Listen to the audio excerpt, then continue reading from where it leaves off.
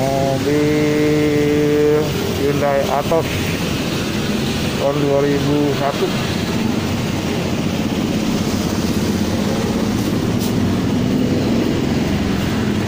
Ganti stiker pintu.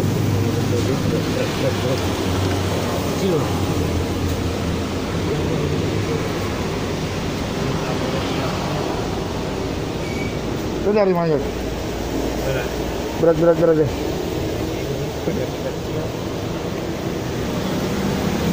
Tapi tempatnya emang kecil sih ya. Kecil dibanding ini lah.